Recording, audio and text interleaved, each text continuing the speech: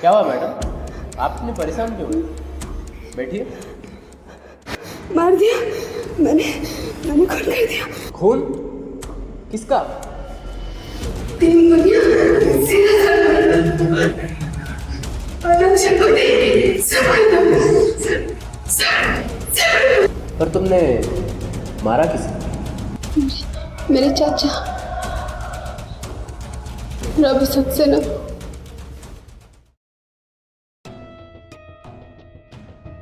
Footage धुंधली है, लेकिन देखिए चलने का अंदाज कुछ कहता है। एक औरत? हथियार भी गायब है और कोई फॉरेंसिक एविडेंस भी नहीं है।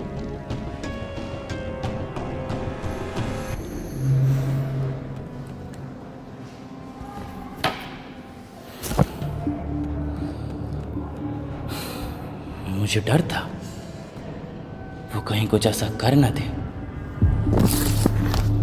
नव्या बहुविकृत पहचान विकार अथवा मल्टीपल पर्सनालिटी डिसऑर्डर से ग्रस्त है।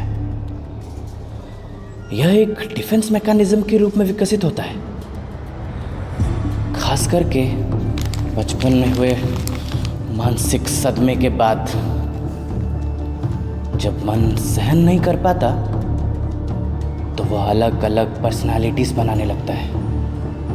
हर एक का अपना व्यवहार, यादें, यहाँ तक कि लिखावट तक। ये व्यक्तित्व आदमी को दर्द से बचाने के लिए उभरते हैं। उसे अपने आप पे कोई नियंत्रण नहीं रहता जब कोई अन्य पहचान उस पर हावी हो जाती है।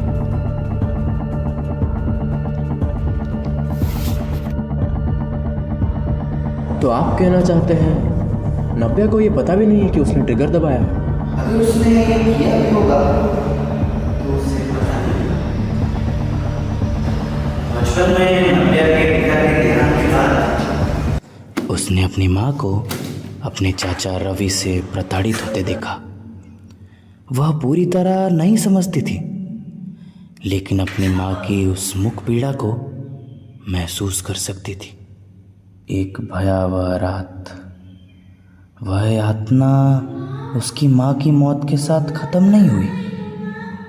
नव्या ने सब कुछ अपनी आंखों से देखा।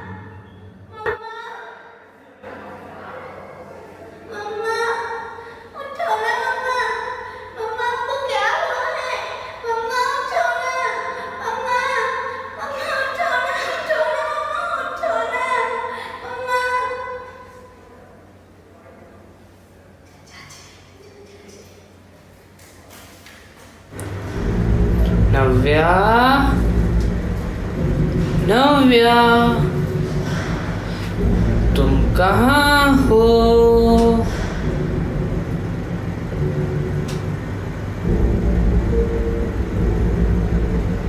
देखो तुम्हारे चाचा आए हैं। ओ, तो तुम यहाँ हो? मेरे पास आओ बेटा। ना ना ना ना, तुम डरो मत, मैं तो तुम्हारे पापा जैसा हूं ना। लो लो, चॉकलेट खाओ। लो बेटा, लो। उसका चाचा, जो कि स्नेह का दिखावा करते थे, वो मानव रूप में एक राक्षस था।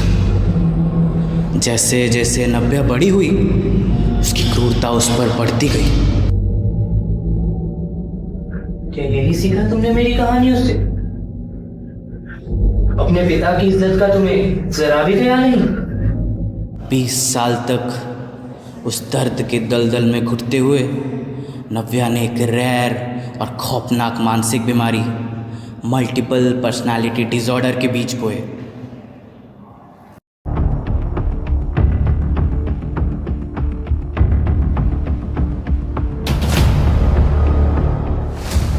नव्या ने कबूल तो कर लिया, पर अगर वो असली कातिल है तो अपने आप को क्यों सौंपेगी?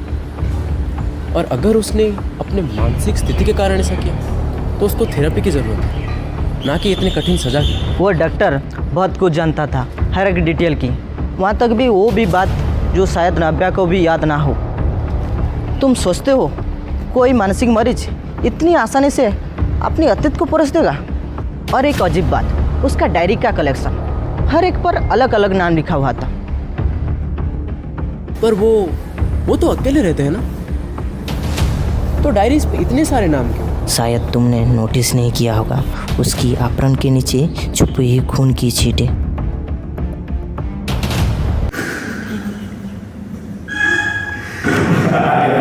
सॉरी बाबा,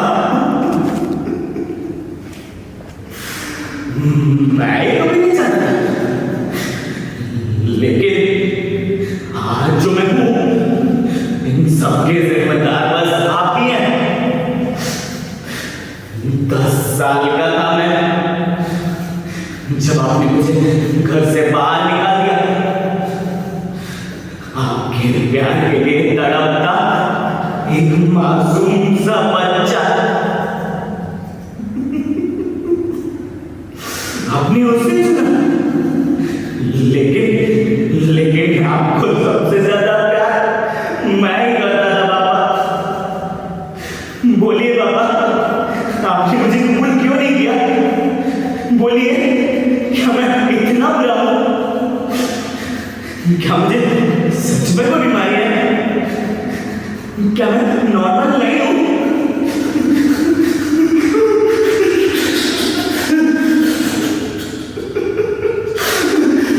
बोलिए बाबा, बोलिए, मैं आपका बेटा होने के लायक क्यों नहीं?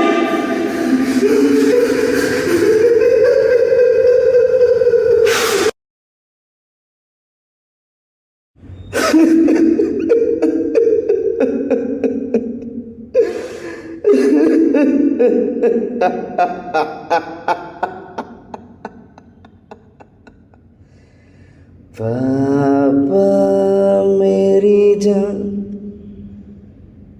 हरदम रखना,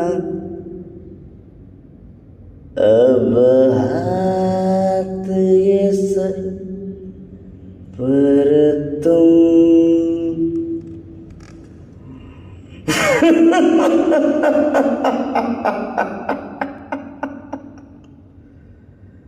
अभी कौन बोल रहा है डॉक्टर साहब?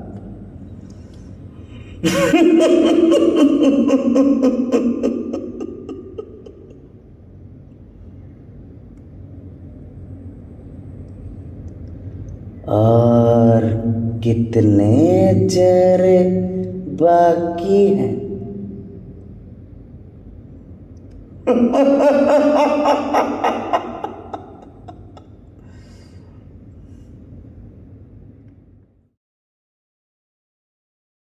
2021 की BMJ ओपन रिपोर्ट कहती है 53% बच्चों ने शोषण का सामना किया अपने रिश्तेदार या स्कूल शिक्षक द्वारा। पर क्या यही पूरी तस्वीर है? क्या हर बच्चा समझ पाता है कि उसके साथ कुछ गलत हो रहा है, या जानता है कि बोलना कैसे है और किससे? एक स्वतंत्र देश में यह बेहद दुखद है कि मासूम जिंदगियां ऐसे सामाजिक और मानसिक तूफानों से गुजरती हैं कि कुछ आत्महत्या कर लेते हैं तो कुछ उम्र भर मानसिक आघात के साथ जीते हैं, और तब समाज उन्हें पागल, अशुभ, कलंक जैसे नामों से नवाजता है, जैसे मानसिक पीड़ा कोई गुनाह हो। लेकिन क्या मानसिक बीमारी किसी भी शारीरिक रोग जितनी ही वास्तविक नहीं होती? तो सोचिए, विकार किस में है, उनमें या हमारी सोच में?